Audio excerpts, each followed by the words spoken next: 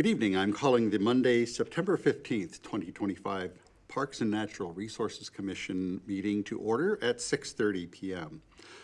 Burnsville's Parks and Natural Resources Commission meetings are currently held and conducted in person. Members of the public may attend the meeting in person, via online, via Zoom, or by calling in.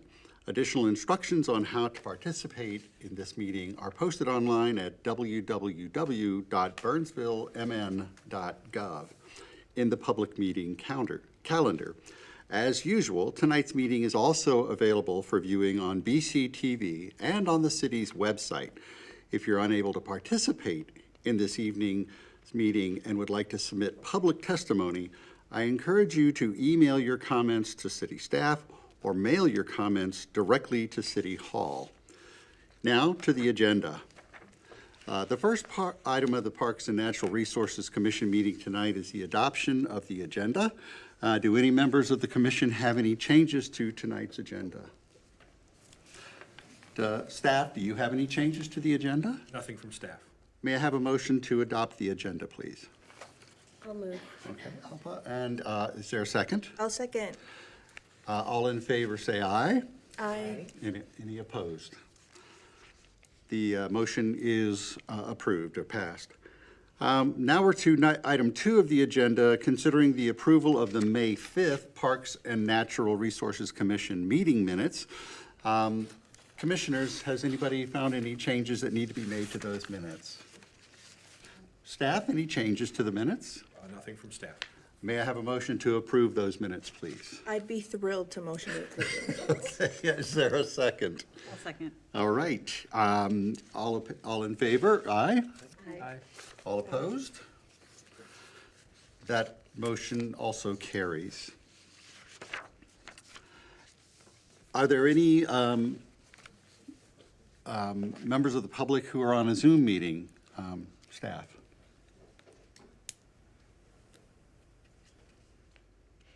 I am not getting anything from the control room. Okay. Are there any participants in the hall tonight that would like to, that have anything to address to the commission? Okay. We are now going to review the 2025 sustainability programs. Bridget Rathskek, our sustainability coordinator, is going to present. Bridget? Hello. Thank you for having me, Chair and Commissioners. Just get set up here. As you said, my name is Bridget Ratzak, and I work as the Sustainability Coordinator for the City of Burnsville. And I'm excited to share our annual update on sustainability tonight. So just a quick agenda of what I'm planning to go through. Annually, I do review our progress on our sustainability plan goals and related efforts. And so the main topics that I'll cover tonight are just a quick overview and background of kind of what sustainability has been here in the city and a little bit of the history. And then also just some of our goals, including our energy action plan progress, along with our sustainability dashboard updates and city successes in those regards. And then next steps for next year, and also just some fun ways you can get involved, I hope. And can everybody hear me okay? Yes, Okay, thank great. you. I always feel like I'm very quiet here. So to kick off, I like to just ground in what we see sustainability as. So we adopted the typical United Nations definition of sustainability, which is meeting the economic, social, and environmental needs of the present without compromising the ability of future generations to meet their needs. So those 3 pillars, or should be 3 legs of a stool to keep it solid, right, is kind of how we think about that. And I work on projects and programs at the intersection of this, and the city's had a long history of working on sustainability, starting in 2009 with our first ever city operations sustainability guide plan. And I'm told that was also the first in the state, so something we can be proud of as the city of Burnsville. And in 2020, we adopted our actually citywide sustainability plan, so broadening that from just city operations to citywide. And those are the 10 boxes you see on the screen here tonight. These are our main focus areas for the sustainability plan, so pretty broad across the community, really. And under each focus area, we have different goals with a variety of strategies and actions that help meet the goals and enhance and promote sustainability within both city operations and across the community. And I'll talk more about that as I continue. And then our holistic emissions reduction goal, or greenhouse gas emission reductions goal, is to reduce community-wide emissions by 40% below 2005 levels by 2030, and 80% below 2005 levels by 2050. And so those are the same goals for our city operations as well. And feel free to jump in with any questions and things like that throughout too. So a little bit more specifically, we worked with our utility companies to work on an energy action plan. Actually, right about when I started in 2023, we were working on this and working with you all in the PNRC as well. And this allows us to get really specific on energy and look at specific energy goals and ways that we can promote energy reduction throughout the community. And so this was actually this is a program that called Partners in Energy that's provided by Xcel Energy. But because the city of Burnsville has 4 utilities, we actually were able to partner with all 4 utilities, which has been really great because partnership obviously will help us all get to our goals faster together. And so we've partnered with Dakota Electric, Xcel Energy, Minnesota Valley Electric Cooperative, and then CenterPoint Energy on this planning process, and then also an implementation, which is really exciting. This plan was adopted in June 2024 by City Council. And after about, more than a full year with this plan, we've seen some great progress and engagement, which I'll continue to share in this presentation. And just to note, a lot of work with the public went into this before we launched it. And we also had a specific team of community members that came together to help advise on this as well. So really exciting how this kind of was built and now how it's rolling out as well. And so the vision of our energy action plan is that Burnsville strives to make energy use cleaner and more efficient by engaging the community in effective energy actions. This plan will help make Burnsville a better place to live and preserve our resources for future generations. So nice, broad, beautiful vision of what we want to see out of this energy action plan. Within that, we have 5 focus areas that we want to work more specifically on, including reducing energy burden, residential energy efficiency, business energy efficiency, multifamily buildings, and renewable energy. And so really in our first year plus with this plan, we focused on these 5 areas, kind of, I think, importance from left to right, initially to kind of drill down on as well. And so one of the exciting and biggest steps we've taken is launching kind of new web pages with all of the information for all of our residents with all 4 of our different utility providers. So it was a big effort to do this, but I'm really excited because we have one spot to point people to for resources and how they can save energy and save money in either their home, their business, or their multifamily property as well. And so we've been using this, so you can go to burnsvillemn.gov/energy if you want to check that out. That'll take you right to the page that looks like this. And you can see those 3 different groups. We have homeowners or renters, multifamily, and businesses that we've made specific pages for. And then also on this page, if you scroll further down, you can see what utility you have as well. There's a nice little map, because especially for people new to Burnsville, you might not know what your utility is. And so on each of these pages, we have resources about programs, rebates, incentives that might be interesting to each different group, since they're all different programs and different resources that folks have to use. And in 2024, we saw really great interaction with this page. We had 22,000 views, and through August, we've seen 16,629 views. So it's been really exciting to see that. It's one of the top performing GIS pages across the city. So I'm pleased with that. And holistically to this site, if you look on that top blue bar, it says home and then focus areas. Under focus areas, that's where we track all of our data as well that we publicly share out on our holistic sustainability plan as well. So you can navigate to those pages as well just to see how the city's doing. We update that about annually. Some of the statistics we aren't able to update annually. but I do look at every single one every single year.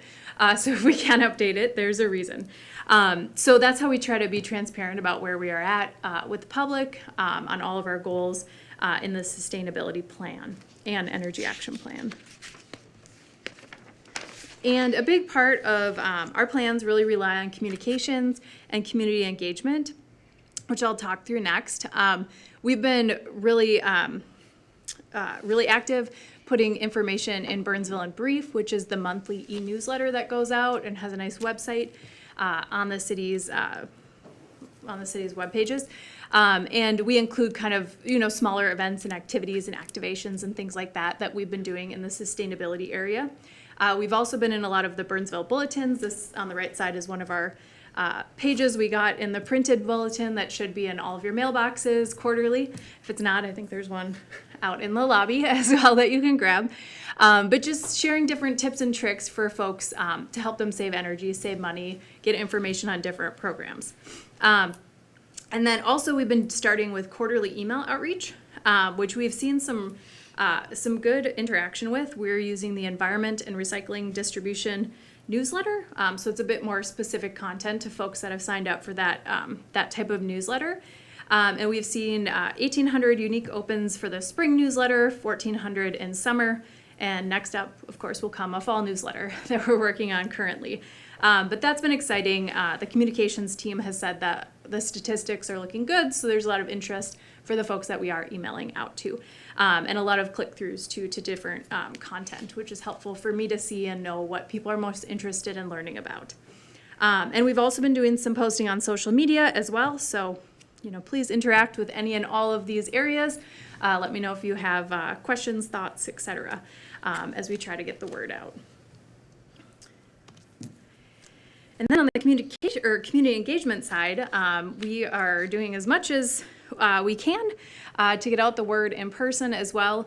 I've been attending a lot of events to reach out to mostly residents. I go to Party on the Plaza, so of course if you've been there, there's just lots of people that come from all over.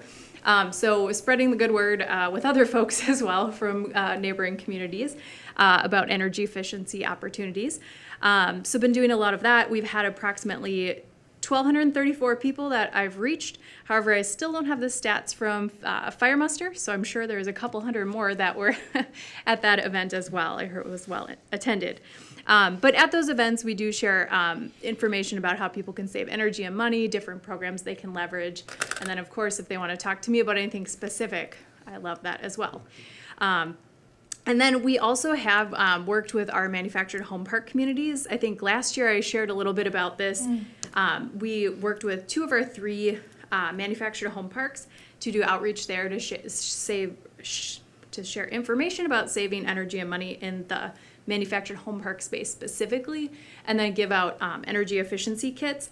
And then this year, we were able to go to our 3rd manufactured home park, and we reached 153 homes, which is actually 75% of the park. We actually got a little bit of rain, so I think that helped people be home. It was less fun for us, but we did have a lot of folks that were actually at home. And so we reached 153 of those with energy efficiency kits that we had donated from Centerpoint Energy and Dakota Electric, who we've been partnering with on that event.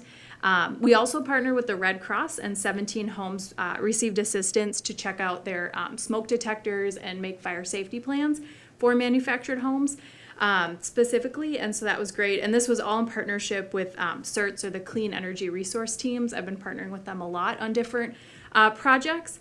And so that's really exciting, and now we're thinking about what's next with our park residents. And so we actually are receiving some free technical assistance with some local and national partners to help us figure that out, to do some research, to augment staff time a little bit and do that kind of work. So we are excited about that. That's happening now through April, I believe. So hopefully we'll have some great ideas coming out of that partnership, and it's all free technical assistance, so a win-win. And also in all of these events too, on the residential side, we've had materials in English, Spanish, and Somali as well, which has been really helpful to me when interacting with all of our community members. Mm-hmm. And then on the multifamily side, we've been doing some work with them as well. We've done mailings out to our 95 family properties that are licensed with information specifically about a free program that they can leverage as well in their facilities to get an audit and to get some direct installs put in. We also included information on that program in their required licensing training, so hopefully they're seeing it annually as they're doing that as well. And then we have another event coming up in September, which I'll talk about in a little bit. And then on the business side, we've been actually doing a lot with the business community in the last couple of months. In July, we did a door knocking event in Xcel Energy territory, which is basically north of Highway 13, generally, is where Xcel Energy territory is. And we reached 60 small to medium-sized businesses with information on, again, a free program that, or a couple of free programs that they could leverage regarding audits, LED lighting, free smart thermostats, things like that. And we actually answered a few questions right there on site in their business too that they had about their own facility and their own usage. Since they're small to medium-sized businesses, you know, they may or may not have a maintenance person, they may or may not lease the building, things like that. So that was met with a lot of excitement. We partnered with Xcel Energy, the Center for Energy and the Environment, and then city staff and the mayor came out for that event too. So people were really excited to talk to us, and so that was great. That sort of reception is always helpful, and we continue to do follow-ups with them as well. I haven't gotten statistics yet, but hopefully I'll have some soon as to how many people actually signed up for those programs. And then actually just last week, we did a very similar event in Dakota Electric territory, which is pretty much the rest of Burnsville, I will say. And so we got out to 41 businesses. We had a smaller team of folks go out because we had a quick timeline on this opportunity to partner with our friends at the Clean Energy Resource Teams again, due to some available funding they had before the middle of September, essentially. And so we reached out to 41 businesses, and again, folks were super excited. We went out with Dakota Electric as well, gave out some information, and just shared different free programs they can leverage and rebates that businesses can take advantage of. We also got tours of a few of the businesses and looked on the spot at what issues they might be facing. And so that was really exciting. And so I have a whole inbox full of follow-ups with people that are interested in potentially finding ways to reduce their energy use. And so I'm hoping for a case study. I can't quite share that out yet, but I have one coming that I hope is great for a small business. And we help them save money by literally changing something on the computer. So that's very exciting. Very easy way to save money. Any questions or thoughts? Not so far. Okay, great. Then on the city facility side, so I know this group was interested in solar. And so in our Dakota Electric territory, city facilities achieve 100% renewable energy through enrollment in Wellspring by Dakota Electric. And we've been doing that since 2022. We signed up for that program. On our most of our city buildings, or the larger city buildings, are in Dakota Electric territory, and then the water treatment plant is in Xcel territory, along with some smaller park buildings and things like that too. But in our Xcel Energy territory, we've subscribed to community solar for our electricity use since 2018, and those contracts extend for 25 years. So we've been doing a lot on the renewables side.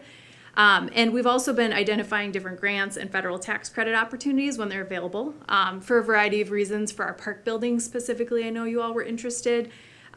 Given like the seasonal usage of the building and the structural needs that those buildings would require to put on some sort of solar system, they haven't been a good match for any of the funding sources yet, as far as the return on investment goes.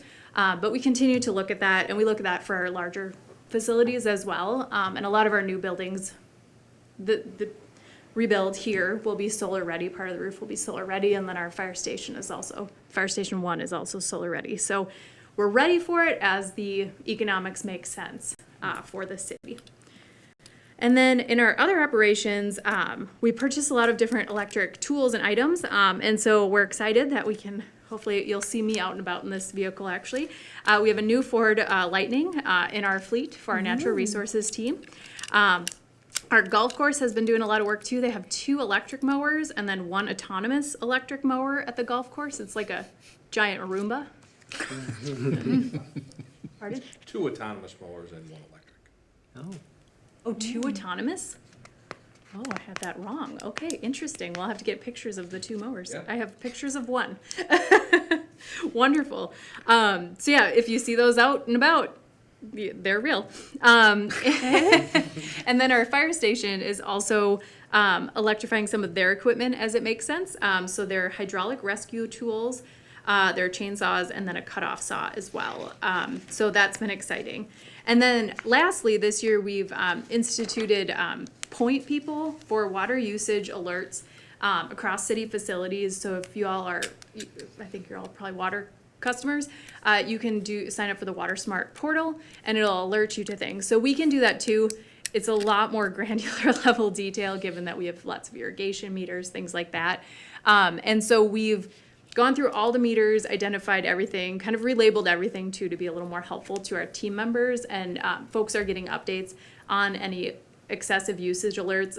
I haven't heard of anything that's been a big problem or anything, but we are keeping an eye on it, using some of that and kind of learning this year to figure out, what are the right levels to set those alerts at, because a facility like this is very different than Ames Center or an irrigation, item as well. So, of course, if you see anything going on and there's water pouring out somewhere, call us, let us know. We won't know immediately, but they do alert us a little quicker to that. And it's been exciting to partner across the city on that effort as well, because some people have gotten really excited about the data that they have at their fingertips now. So I'm excited where that will go in the future as well. And then as far as next steps, we in the next year, we will continue implementation of all of our, sustainability plans, energy action plans, including community outreach and engagement across those three different sectors. In September, I alluded to this earlier, but we actually next week, we will be doing some multifamily building outreach to share information on a free energy efficiency audit program that buildings can leverage. And specifically, this is actually a pilot. No other city has really done something like this before yet. So we're excited to see how it goes, share learnings across the area. But we're specifically looking at apartment buildings or multifamily buildings that serve low-income community members and that are generally just older stock across the city, and probably make most sense for potential upgrades a little sooner. So we'll be going out to about 20 next week to talk with them, see if there's anything we can help them with, and connect them with this free opportunity to share information. And then in October, I'm working with the school district on a few meetings or attending a few meetings and partnerships with them as well. And then there's, of course, the fire department open house in mid-October, so join us. I know you might not be there for me as a sustainability person, but it's a great event too to talk to folks across the community. I'll also be continuing to support and refine the dashboard, update the metrics and our tracking and things like that. Continuing to analyze and support more GHG greenhouse gas emission reductions and energy savings in our city operations. And then also supporting our urban forestry grant, which we got a year and a half ago from the DNR, the relief grant, which goes through 2027. And our forestry team, I think, usually comes and talks to you more about that, but I do support kind of the back end, some of the programming, and then the tracking and reporting back to the DNR as well. So that's a very exciting grant for about $500,000. And then not listed on here, because it is kind of new, is that we have been approved for a Minnesota Green Corps member, and that program is continuing. And so in October, we're excited to welcome them, and they'll be helping out with sustainability work, and then also work in our Dakota Valley recycling program. So if you see them in the community, say hello and welcome them into Burnsville. And then lastly, just a couple of ideas about ways that you all can join us. So this is my typical little thing I tell people when I'm out in the community as well. So one of the top things you can do at home is find out more about your home if you've never gotten an audit. I highly recommend it. The Home Energy Squad provides audits across the city of Burnsville, and you actually get a 50% discount automatically for residents. So it'll cost you either $35 or $50 for the audit, and you can write off 30% of that on taxes. And the audit includes checks of all your major appliances. You can see, what's using energy in your house here on the screen. They'll check all those appliances for safety and efficiency. If you know one's about to go, you can talk to them about what should I swap out for, what rebates are available from my utility providers, things like that. They'll also come through and they'll install weather stripping around your doors. They'll put in new LED light bulbs. They can help with a programmable thermostat if you want that, or help install like a fancier smart thermostat that you'd have to purchase. Lots of great work, and then they leave you with essentially a report on your specific home. And so my specific home is very different than somebody else's, so it's all really detailed information for you, and a little less overwhelming than just going to the web pages and thinking, what's the next 10 years of projects? They kind of break it down like, here's the next 1, 2, 3, 4 years. So it's something I highly recommend if folks haven't done it yet. And they also provide follow-up consultations too, so you can call them if in a year you want to install a new furnace and you're not sure what the best option might be or what the rebates are. You can call them again in a year and get that support as well, which is wonderful. And then if you have project ideas already or you're ready to go, you can of course visit our website and check out your specific utility providers and see what sort of rebates and incentives might be available. And then also share this. I talk to a lot of community members, and a lot of them don't know of or maybe don't think of reaching out to their utility providers for help or for financial, rebates or assistance. So I would recommend sharing this out with other folks and neighbors and spreading the word.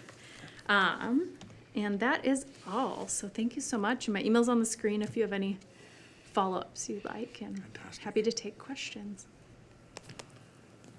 Any questions, commissioners? I've got a few, but I can wait. Well, I want to go last. So I love the GIS map on the dashboard. Is that data publicly available? Yeah, the burnsvillemn.gov/energy. Yep, that's all. Yeah. And so is there training available on that? Because it seems like it's very useful, but I can't read it yet.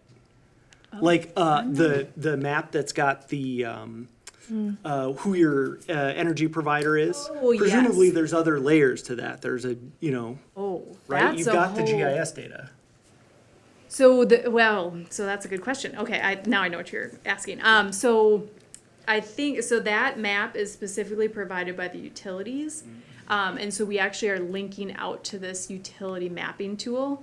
So that isn't like the city GIS built map on that, at least on that page. The city does have a very robust Yeah. GIS mapping tool, which I can't completely speak to, so that would have to, I can take that offline and look into that for you. But the tool that's out there, I can bop to it if that's helpful, but that's provided by the utilities, so that you can kind of see the electric utilities. I should be specific. Oh, okay, maybe I can't.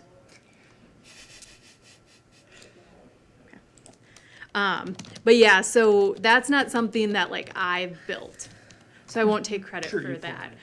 Yeah. But say if somebody wanted to see how their neighborhood stacks up as far as like green canopy cover or something like that, how would they go about doing that?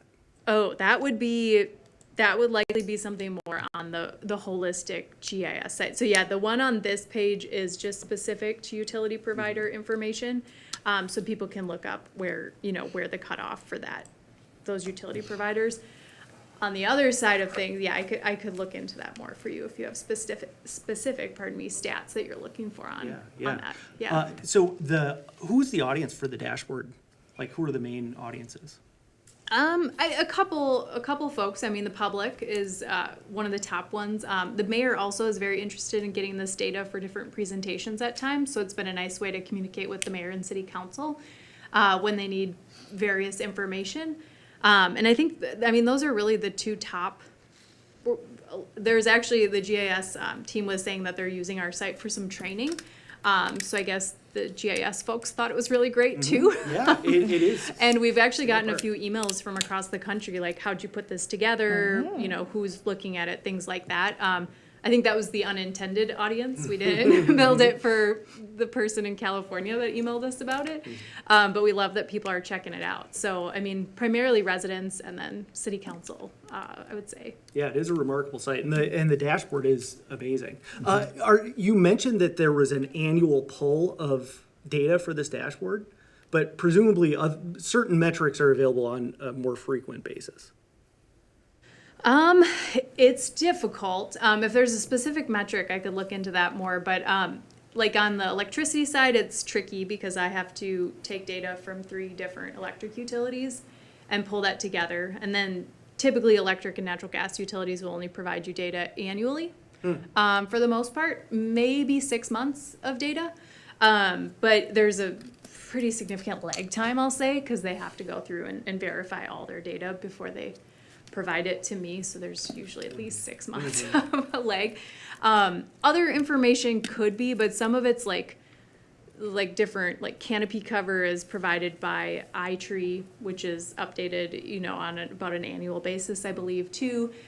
Some of it's literally just how much is going. I was just working with the natural resources team about how many volunteers they had last year and updating that stat. So it's sometimes me emailing or walking down the hall to ask a colleague, how many volunteers did you have this year? How many people signed up for your grant? Things like that. So long-winded answer to say it depends I mean, there's a lot on the to metric. look at. Yeah. Yep. Are there other caveats to that tool besides the pull frequency or the update frequency? Like when we're looking at that, for example, I looked at the land use and ground cover section, and it said 0.8 acres were restored to native pollinator restoration area, but there's got to be more than that. That was just in that 1 year. Yeah. So collectively, there would be more across the last, I think, Yeah, 6 2022 years or looks like a something. big We year. have. Yeah. Yeah. So yeah, it is. Yeah, you kind of got to read it specifically to see if it's cumulative or that year. And a lot of that depends too on how my team reports as well. So if they report per year versus collectively, I sometimes put it on there a little differently because all the data was put together by, well, my predecessor, but then I'm keeping it up to date and editing it as things shift a little bit. But I don't think it would depend on the metric. So if you ever have any questions on the metric, let me know because Yep. there always could be, you know, data sometimes changes too, which is strange to say, but I got some new electric data that was not the same as the last time I got it, but they found some errors in the data through one of the utilities. And so it changes. It's directionally about the same, so that's good. But sometimes some of this data does change from time to time.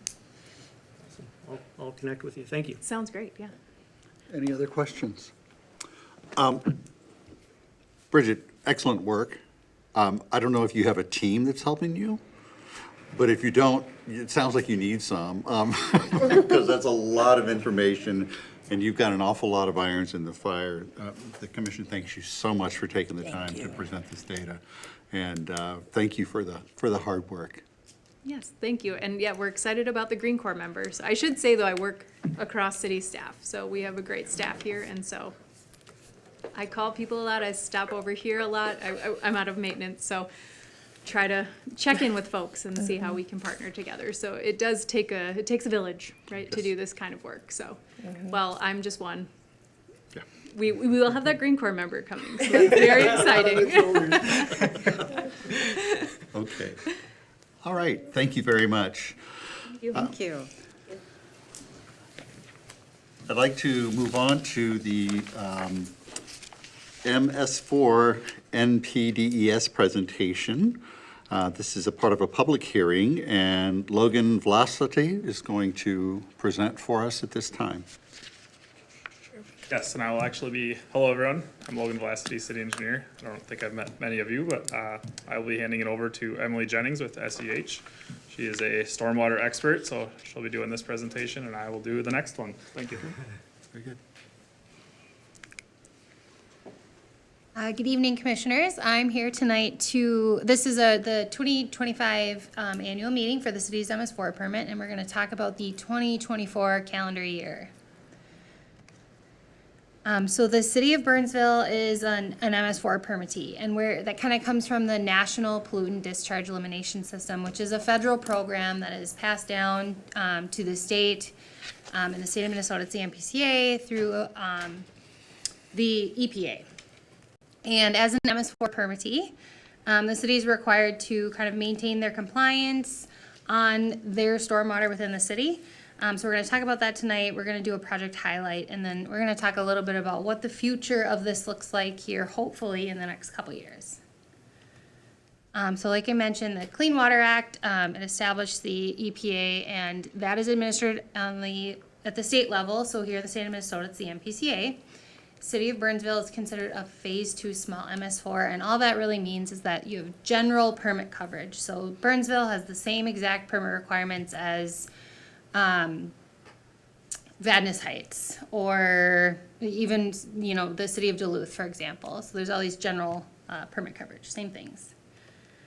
And what does MS4 mean? There's a lot of acronyms with this, so I apologize. MS4 stands for Municipal Separate Storm Sewer System, and that means that the city owns and operates a sewer just for carrying stormwater.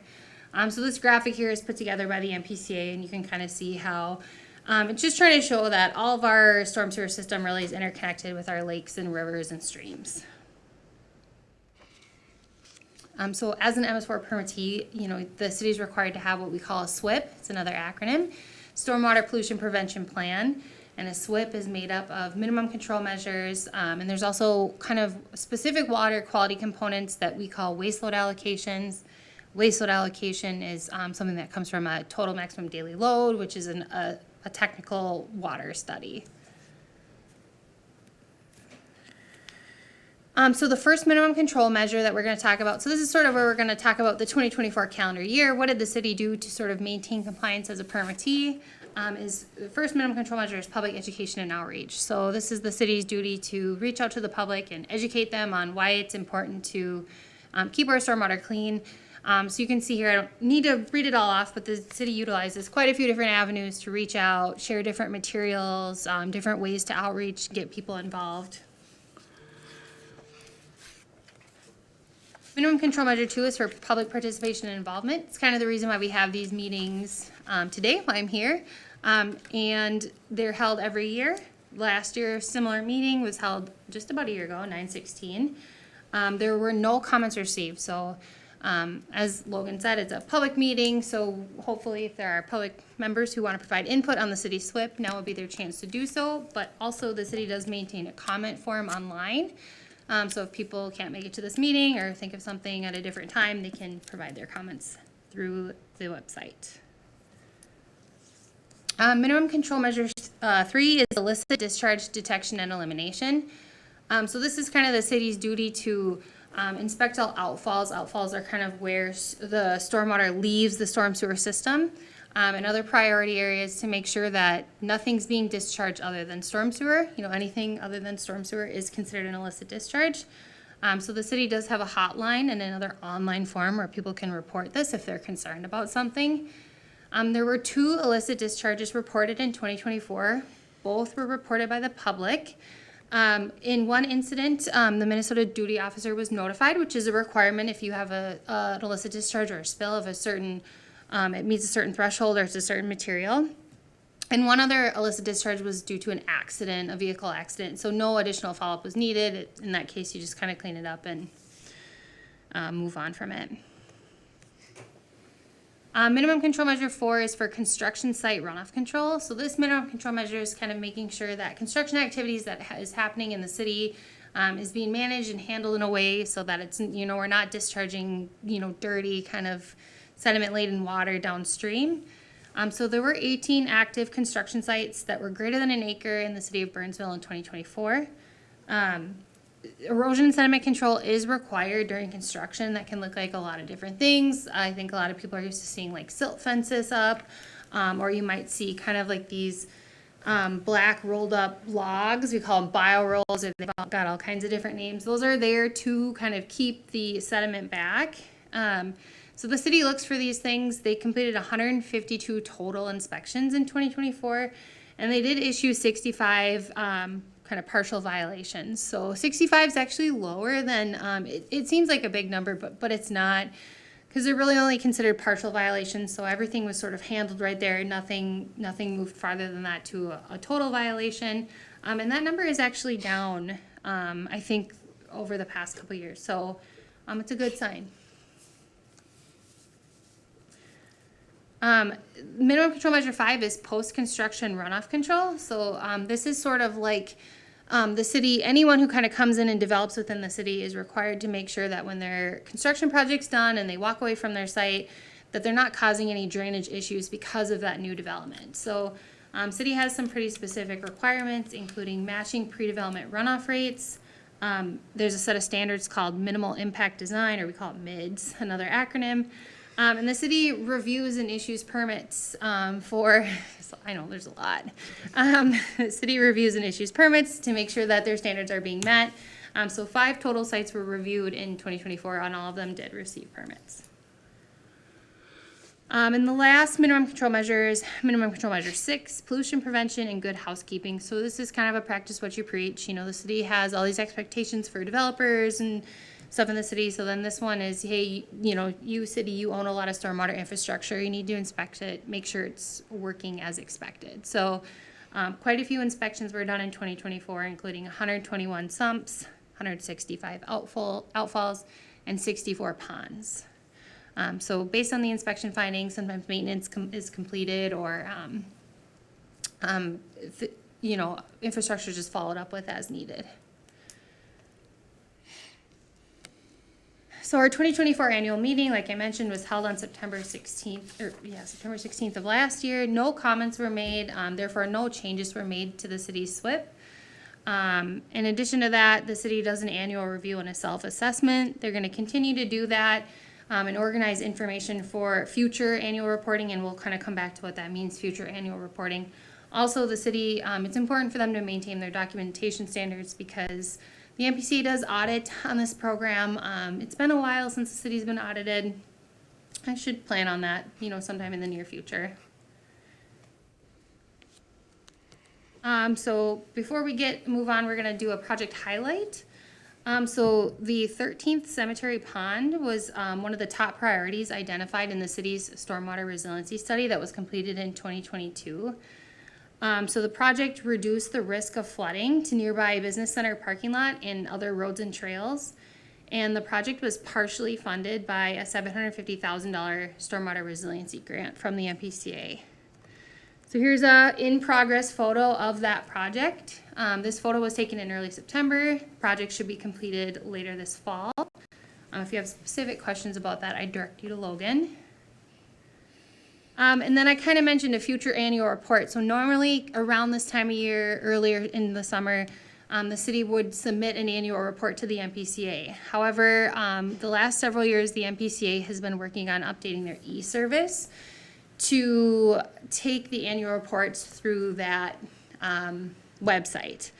It has taken a little bit longer than I think anybody anticipated, so the city actually hasn't submitted an annual report since 2022, which would have been on the 2021 calendar year. The NPCA is hopeful that they'll wrap this up soon and it'll be available in 2026. So at that point, the city would be prepared to submit annual reports from 2022 to 2025. Just have to right now keep up with their documentation and hope that that process is smooth when it does come around. And then kind of another big change with the MS4 permit is that the current MS4 permit, this general permit that I talked about, it does expire on November 15th of this year. So a Part 1 application, that's kind of what the NPCA calls it. It's essentially an intent to apply for the new permit when it comes out, was completed earlier this spring. And the Part 2 application is expected soon. I don't really know what soon means. You know, they haven't updated the website. They're still hopeful that it would happen this fall, but I guess we'll see. And then, you know, with a new permit, sometimes there's changes to regulatory programs or kind of other procedures on the city side. So kind of to be determined what that looks like in the future, but the process usually does take a couple years. So I can take any questions any of you might have, or we can kind of open it up for the public hearing. So I would actually like to open it up for the public initially before we have our commissioners' comments. Are there any questions from the public related to this presentation? Anything online? No one online. Okay. Commissioners, well, then I will, at this point, close the public hearing. Thank you very much. And commissioners, do you have any comments or questions? My only comment is that I did the adopt a storm drain this year. Me too. Did you? Yeah. It's very, very easy. Yeah. It is. It's incredibly easy, and I think they send you reminders. And yeah, so anybody in the audience, if you've not adopted a storm drain, it's a really, really easy thing to do, and it helps to keep runoff from getting into our ponds. I do have a question, and that is, you mentioned how, and you actually, I think, showed a picture of pollutants being released into one of the runoffs or one of the discharge points. Do we have monitors for those, or is that just somebody has to walk by and see that something discolored is coming out, or what do we have to try to catch those? Is there any methodology? So the city does complete regular inspections of outfalls. So they look at their outfalls and they kind of look for anything that might look suspicious, maybe evidence of something suspicious.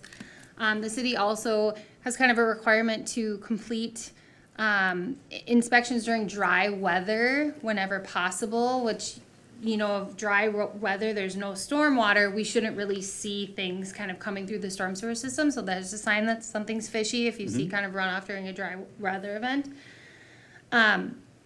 But no, there's no monitors that, you know, I'm aware of. I suppose they could exist, but I don't think they're very typical. I had mentioned there's something called a TMDL. So water bodies, lakes or rivers, streams, they do get monitored by the NPCA for certain types of water quality. And a lot of our water bodies in Minnesota are considered impaired.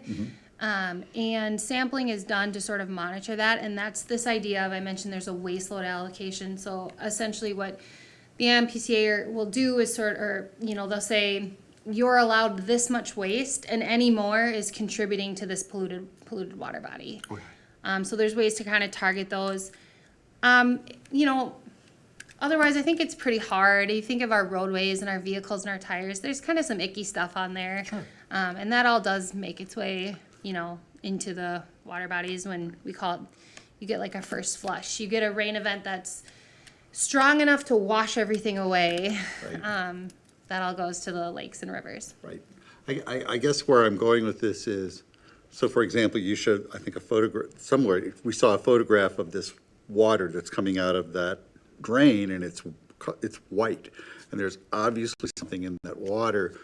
Fortunately, somebody was there and goes, oh, hey, we should do this. So I guess where I'm going is, how much, and the monitoring of the lakes is obviously an after the fact type of thing. So do we have anything that goes, we have a problem, what do we do about it now? Yeah, so that would be considered an illicit discharge. So if you see anything that's just, it's real, like it's white or shiny or black, or it's really not stormwater, it's not meant to be there. Like I said, the city has a hotline, and they also maintain an online form where people can report that. And then the city has a storm sewer map in their GIS system. I think the previous years, they have a really robust GIS system, right?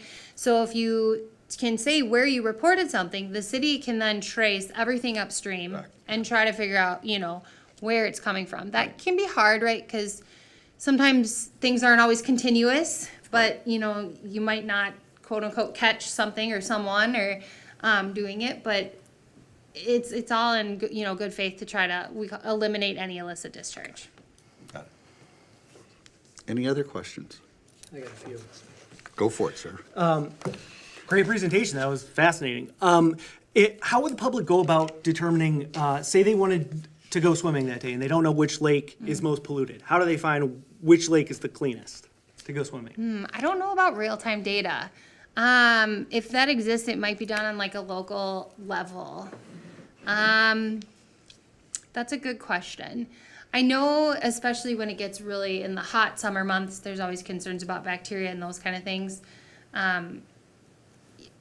That is probably the only like real-time data I'm aware of, and that's based on sampling. I would say, generally speaking, I wouldn't be too concerned about, utilizing Minnesota's water resources. I guess I wouldn't advise anybody to maybe drink the lake water or anything like that, but Okay. I have kids, you know what happens. But you can, the MPCA does maintain quite a few like spreadsheets, and also they have an online map, which as long as you get to it, you can sort of find where you use water maybe recreationally, and you can click on it and see the status of it. But it might be, like I said, a lot of the water bodies are impaired. But that's like a certain threshold that's set. It doesn't necessarily mean it's like detrimental to human health or anything like that. It just means that it's not meeting the criteria that has been set for it. I know recently, there were some alerts out for certain lakes that had algae blooms. Yes. And they were, so it's pretty widespread. I mean, it's not like I didn't even have to go digging for it. It just popped up that, this lake is no longer safe for swimming. And that's more of, I would say, like more of an alarming, like water quality issue, the blue-green algae, those kind of things. And those are visual. You can really see those types of things. Right. There's other pollutants that just aren't, we just can't see them when we look at the water necessarily. Are biological contaminants included in that, the SPPP? So if you look up, there are biological indicators, nutrients and those kind of things. They've got kind of some long sciencey names. Those, the MPCA does track those. They kind of, they do some like put things into certain buckets for certain types of contaminants. I don't know if that answered your question. Well, I guess I was wondering whether you are responsible for chemical and physical contamination, sediment and chemicals versus all the rainbow of microbiological, fecal form bacteria. Yeah, so the waste load allocations that are assigned can be challenging. There's certain types of contaminants like temperature, for example. Temperature is hard to tell somebody you're only allowed this amount of temperature. So I tend to see them focus more on things like sediments and phosphorus, nutrients, and some dissolved oxygen, because those are easier for us to say, you can do this, this, and this, and it'll improve your scenario. There's other types of contaminants like temperature or even bacteria that's kind of harder to pinpoint like that, because it's more of like best practices than it is like a constructible kind of one item to help, if that makes sense. You mentioned previously that the city can trace water flow back up to the source of an illicit discharge. Does that mean somebody could go the other way and trace where their stormwater goes from their local drain to an outflow in one of the watersheds? I mean, yeah, so the city has a GIS map. I don't know if that's publicly available at all, if there's anything online. There's a public viewer, I don't know to what level what level the storm sewer is mapped on the public viewer of our GIS. Is that deliberate? It is. It is. Okay. And then as far as the e-service for the submission of the reports, has that had any functional effect on business, or it's just a paperwork backlog that you'll submit, but you continue the monitoring and mind your P's and Q's in the meantime?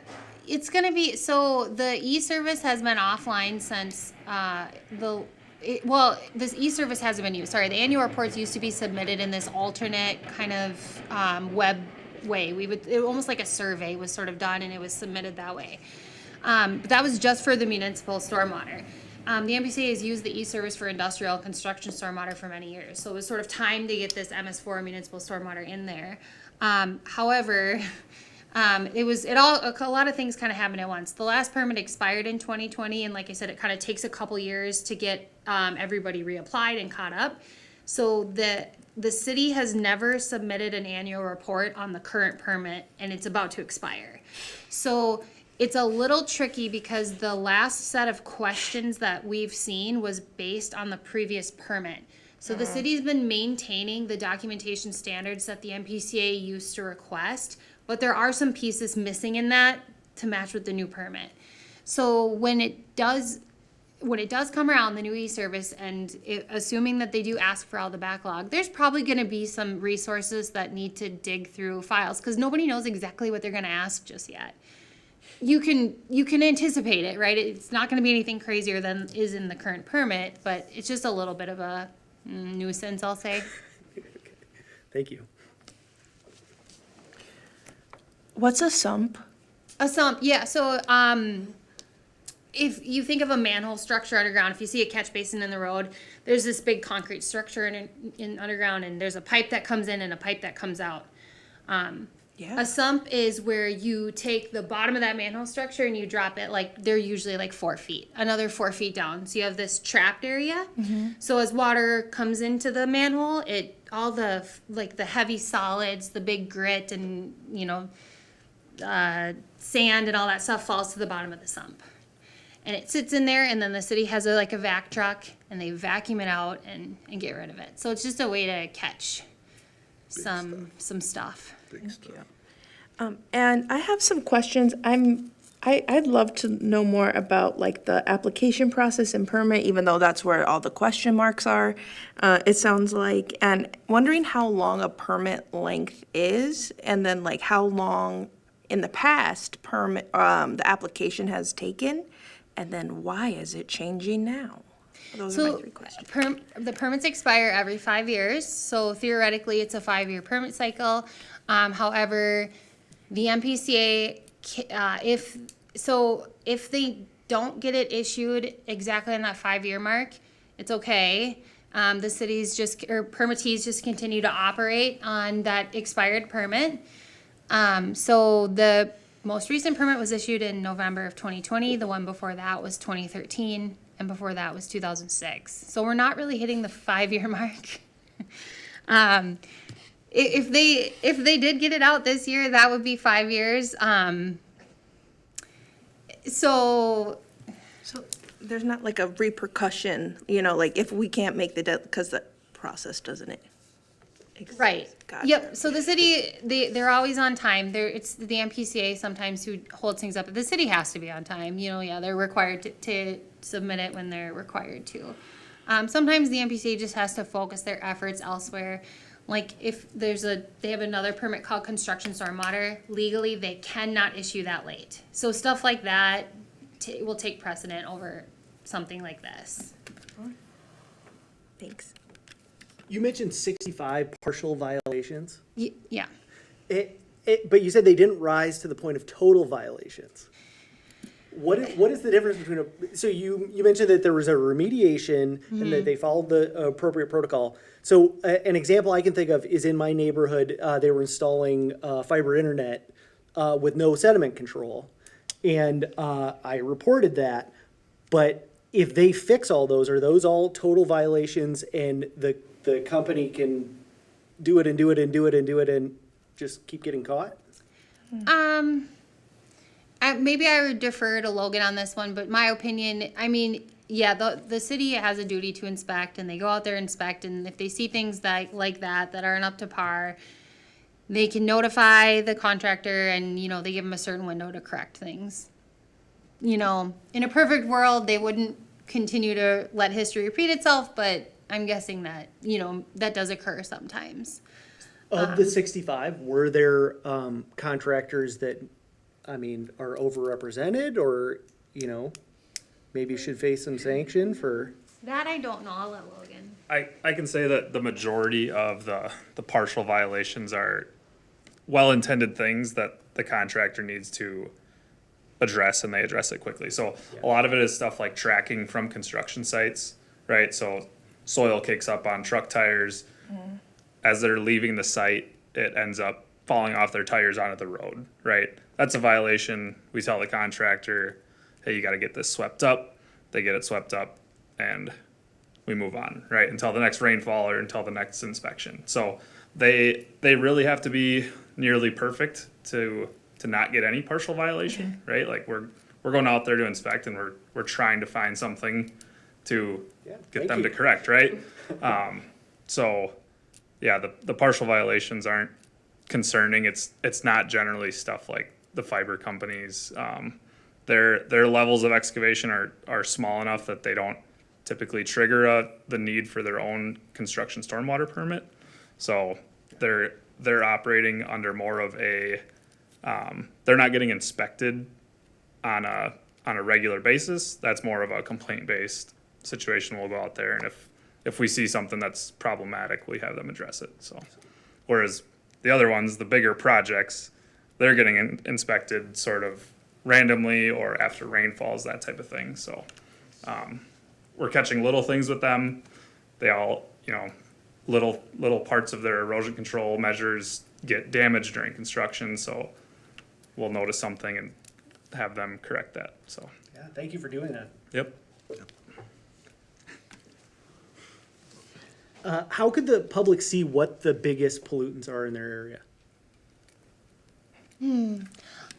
There's a lot of information out there. So, if anyone were to just Google like MPCA impaired waters list or impaired waters map, again, there's like a online map. You can put in your address and you can look around and, you can sort of see what's impaired for what. Another one, and this is kind of getting deep into the technical, but anyone can look up the TMDL studies that are out there. Again, just a quick Google of MPCA TMDL studies. And, they're based on watersheds. So you have to have like a little bit of knowledge of kind of where things are draining to and on a higher level. But that information's all out there. And that's where you'll find more of like the sampling information and some actual, measures of pollutants and those kind of things. There's a lot of information out there. You just got to know where to look, which not everybody does, right? But the MPCA is a great starting point. Like I said, especially that impaired waters map, that kind of thing. That sounds like a great resource. What are the biggest pollutants that make Burnsville unique, and what are the biggest polluters? How do we find out who's putting out the most waste? So I'll give kudos to Burnsville because Burnsville has made really good progress on their waste load allocations. I think all of them, or not most of them, are being met, which is impressive. So a lot of the pollutants, I shouldn't say there's not that many, but the phosphorus is a big one. And phosphorus is some of the waste load allocations we see in the city. And Burnsville's been really proactive about constructing regional stormwater facilities to target those and be able to demonstrate that, here we are, meeting our waste load allocations. Here's our kind of data to back it up. So I think phosphorus is a tricky one, but also one that Burnsville's, like I said, done a really good job at targeting. The phosphorus, where does it come from? Excess nutrients. Some of that, things we can control, like using less fertilizers or just being really smart about kind of the things that we're putting on our lawn or allowing to get into our storm sewers. Some of it's harder, like leaf litter and, other kind of plants and those kind of things. So that's why it's a tricky one. It also has two components. There's particulate phosphorus and there's dissolved phosphorus. When something's dissolved in water, really hard to get. So Burnsville is not unique as far as any particular pollutant. No, I don't think so. I think I would say they're like unique and really they've aggressively gone after some of these pollutants. So it's a kudos to the city. Yeah. Are any of these facilities open to the public or available to be toured by appointment? I maybe refer. I would check out. So the city's got the resiliency plan and they have a water resources management plan, which I think have more discussion on what exists for these. A lot of them, honestly, are things that you might see, but unless you know what it is, you don't know what you're looking at, sort of thing. Yeah. I don't know how we would tour some of them safely.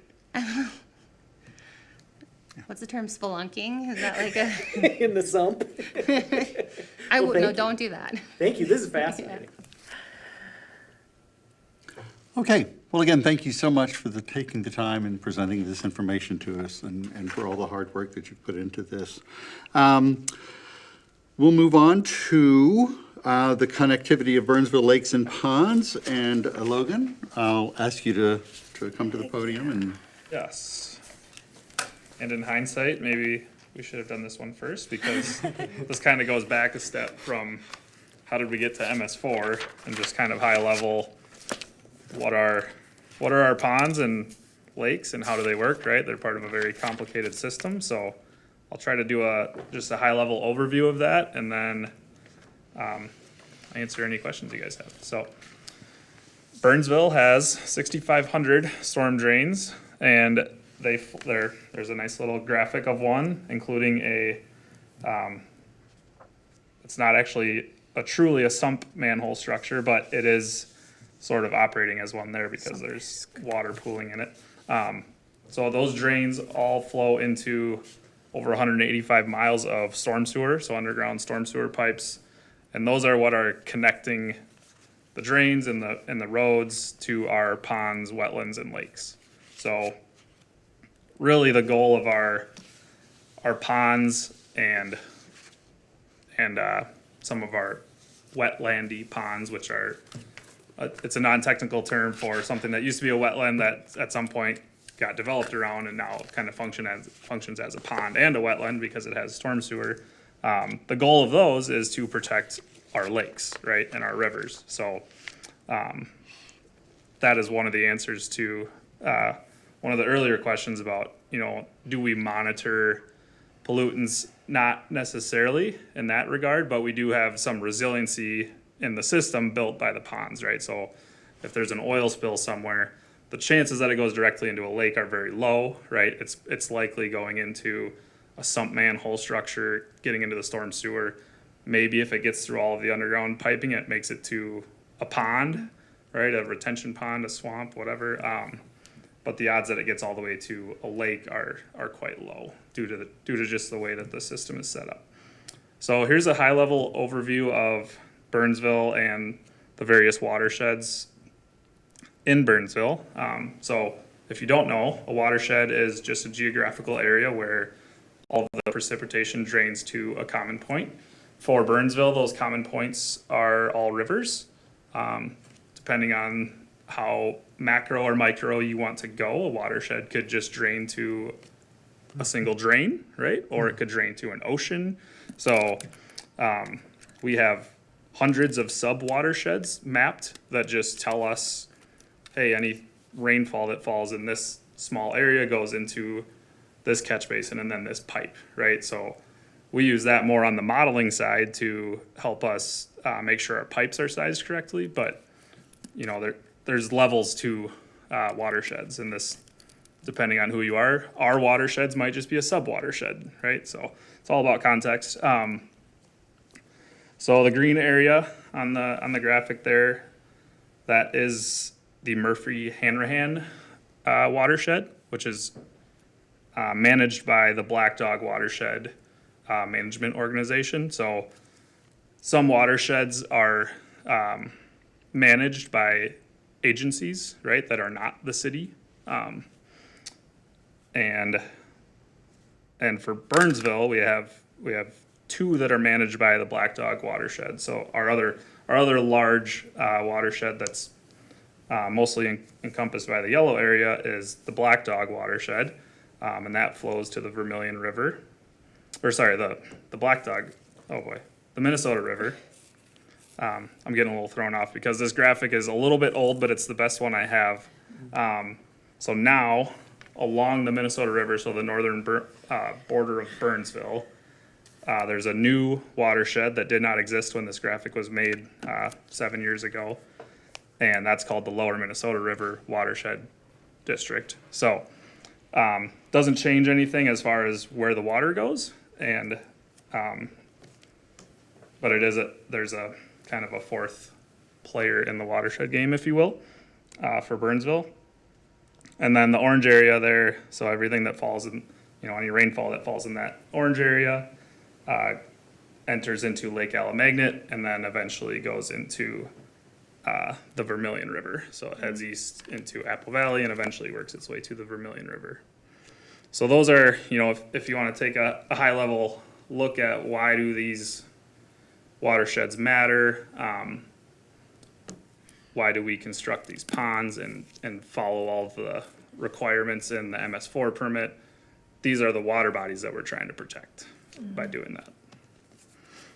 So high level ponds and wetlands, they primarily serve to improve water quality, particularly of those water bodies that we just looked at. They also reduce flooding, and they provide critical habitats for many diverse species, which our natural resources folks could speak to better than I, but I know they're there and I know what I have to do to protect them. So this is UTEC Pond in Burnsville.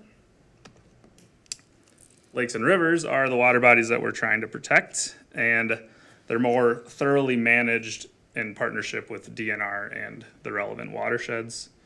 So this is a nice picture of Crystal Lake. And then getting into kind of water levels. So that's a hot topic for everyone, right? Why is the lake low? Why is the lake high? That type of thing. So there's a lot of variables to what determines the water level of a lake or a pond or, you know, anything, any water body. There's a lot of variables that contribute to the water level, primarily precipitation and lack thereof being drought, which we've experienced quite regularly over the last 5 years. Snowmelt runoff is another one. It behaves the same way. A lot of people don't think about it, but if you have heavy snowfall winter, that will lead to likely high water levels in the spring as that melts. Evaporation, so heat and wind can pretty drastically evaporate water, right? On the right water body, right wind conditions, that type of thing. That can definitely affect water levels. And then groundwater flow, which is one that's really tough to know. It's really tough to track, but groundwater flow can be going into or out of lakes, ponds, and streams. So what can we do on the other side to help control all of those variables? The one that Burnsville uses most frequently are called outlet structures, and they would have, it's a little hard to tell, but what they do is there's basically an elevation where once the water goes over that level, it spills into the outlet structure and into a pipe and moves along downstream, right? So it's controlling the maximum water level of that water body. It doesn't control the minimum water level, right? So if we don't have enough rain or water coming from other sources, the water never gets to that outlet structure elevation and it doesn't do anything. It just is a lake with no outlet. So they're really used on lakes more than ponds and other, smaller water bodies because it's important to prevent shore erosion on lakes and any damage from flooding that may occur if there weren't outlet structures. And then kind of getting in the weeds a little, the level of that outlet structure, which correlates to the level of the maximum water level of the lake, is determined in partnership with the city, the relevant watershed, but mostly the DNR. So most of our larger lakes, all of our larger lakes are managed by the DNR. So that's the end of my slideshow, but that was just kind of a dipping a toe in the water. So yeah. I would like to know more about who manages the watersheds. Is it a company, an organization?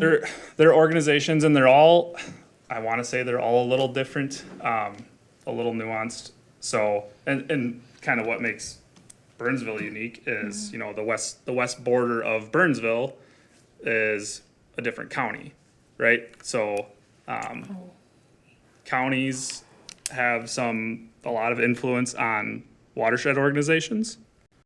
So it gets kind of fun when you have a watershed that's in two different counties, right? So for the portion of the Murphy-Hanrahan watershed that resides in Burnsville, it's managed by the Black Dog Watershed District. Credit River? It flows to the Credit River, yep. So, but then there's a different watershed organization that manages it in Scott County. So it gets complicated. I don't know all of the nuance on how the watershed agencies are internally structured. But yeah. Could you tell me what they do? They yes. I can maybe address some of that. I'm a citizen advisory board on the Vermillion Watershed District. So. Sir, could you please approach the microphone if you're going to speak? Thank you. And let us have your name, please. My name is Brad Blackett. I'm actually a resident of both Burnsville and Apple Valley. I grew up on Lake Alamagnet, and that's where my parents' house is, which I now am trying to maintain. And I also live in real life co-op Echo. And I'm also a volunteer, community volunteer, because I'm retired. I do, Frank, I have an answer for you too a little bit. After I answer the watershed stuff. So as a volunteer on that advisory board, it is also made up of commissioners. We have the Vermilion River is the largest watershed sub-watershed in the metro area. So it also goes into Scott County. That's where its headwaters are for the Vermilion River. And it is made up of 3 commissioners, and 2 are from Dakota County and 1 from Scott County. It gets a little tricky as to say who's in control on different issues, because they rely on some ability to do taxation. It's one of those others on your bill from property tax. It covers some of the administrative costs, but they rely heavily on organizations like Bowser, which is, help me with the acronym. Oh, I don't know either. Bowser is a board of water management through the DNR. And there are different subcategories of grants that are available that provide matching money. So the city pays for some of the projects, a portion of it. The watershed will pay a portion of it, but that comes from grant money that they get from the state, which sometimes is federal dollars funneled through the state. So it gets really kind of complicated. In Vermilion, for instance, it's a huge watershed, and more than half of it is still in agriculture. So the issues that faces that. But what's important for you to understand as a sustainability natural resources person is that a lot of the activity of the watersheds, districts, organizations, a joint power, it's kind of goofy. I didn't want to get into all that. But they're focusing more on the headwaters of the watersheds, because that's where the most impact can be based at. So like right now in Vermilion River watershed, a lot of the activity is in Lakeville, because that's where all the construction is going, and that's where they can make the biggest bang for the buck in doing management. They do some other habitat and stream restoration, that sort of thing. So I'm just kind of, I can't get down to the details because I'm still learning. I'm 2 years on this thing, and I'm just starting to grasp it. And that's really why I'm here, is just to see what you guys are doing. Black Dog operates different than Vermilion. Vermilion River District does in-lake treatments. Black Dog does not. And that kind of gets back to where I might help Frank with some monitoring questions, if it's all right. Sure. Step in here.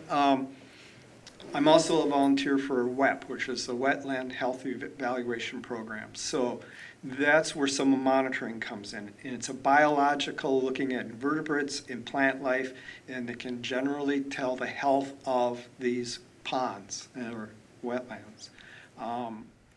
And they've been doing it in Dakota County for like 2007 or so. And the cities will choose which ponds those teams will go out to. And usually every 5 years, they'll get to one of those, they kind of rotate through because they can't monitor everything all at once. And what they're looking for are long-range trends. So they're not going to know a single event that, there was a spill, illicit spill somewhere. They could, but if you have a wetland that's been doing really well and all of a sudden something snaps, then that calls attention. But overall, I can say that the water quality in wetlands overall are diminishing, and that's because of the urban interface. And I think that's all I have to add to the conversation. Thank you for your attention. Thank you so much. JJ, did you get his last name? Sir, could I have your last name, please? I'm sorry, I didn't catch it. It's Okay. Brad. Blackett, Blackett. Very good, thank you. And you might hear from me later I hope so. in years to come, because unfortunately, there's another thing happening on Alamagnet that I'm staying out of the controversy, because I wanted to start a nonprofit called Alamagnet Land and Water. And I was going to organize volunteers to do projects, but I don't want it to get messed up with that certain project that is very volatile and very political right now. And I wanted to stay clear of that. So they goofed up my launch in February. Oh, no. And I'm just kind of waiting for the waters to settle. Pun intended. Thank you. Thank you. Thank you. Any other questions from the commission? Great. Thank you so very much for your time and your efforts. We appreciate your presentation.